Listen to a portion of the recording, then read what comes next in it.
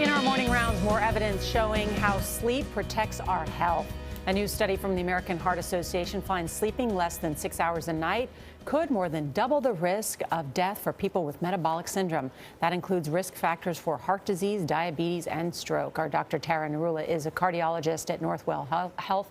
Good morning. Good morning, Nora. Before we get to the sleep thing real quick, what exactly is metabolic syndrome? A lot of people don't know what it is. So it's essentially a cluster of cardiovascular risk factors that raises your cardiovascular risk.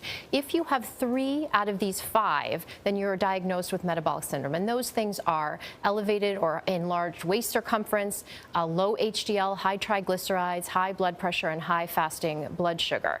30 to 40% of the American population has metabolic syndrome. In this study, about 39%, so very common.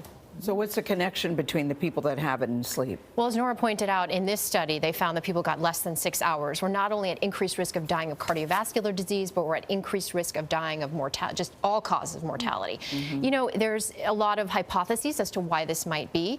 We know that lack of sleep can change brain areas like the hypothalamus and hormone secretion to potentially increase appetite, can turn on your sympathetic nervous system, the fight or flight, which could raise your blood pressure.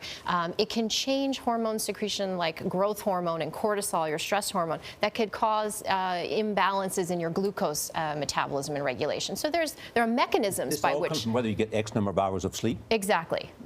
That's the thinking. And obviously the recommendation is about 7 to 8 hours a night. So the mean average in this study was about 6 hours. The study broke new ground on measuring sleep, right? It did. So for most work in this area, they ask people, how much did you sleep? So it's self-reported. But in this study, they put them in a lab, and they basically measured how much sleep they were getting in the laboratory research setting. So it's a little bit more accurate. Obviously, it was only one night, so we can't draw a lot out of this one study, but there's sleep and then there's sleep. I mean, how do you measure what's really good sleep and what sleep is not that?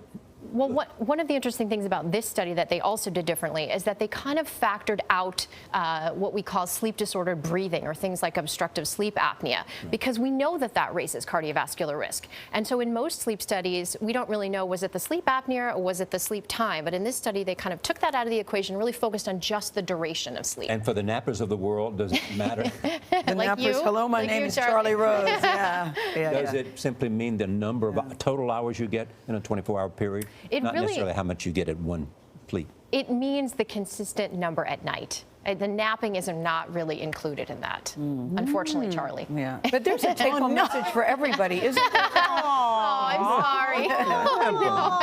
I thought I was okay. No, Nora, hold him to your bosom. He needs some rocking. Yes, hold him. Yes, he does. There you go. You're right. I need this. I feel better, okay. But even if you don't have any of these risk factors, it still is an issue, is it not? It is. It's a big takeaway message for everybody. Big takeaway message, it needs to be a priority. We all sacrifice it for social engagements, for work. We need to make it a priority. That's it? How else do we get better sleep than making it a priority? Well, you have to practice good sleep hygiene. Going to bed and waking up at the same time every day, cool, quiet, dark room, put away your devices.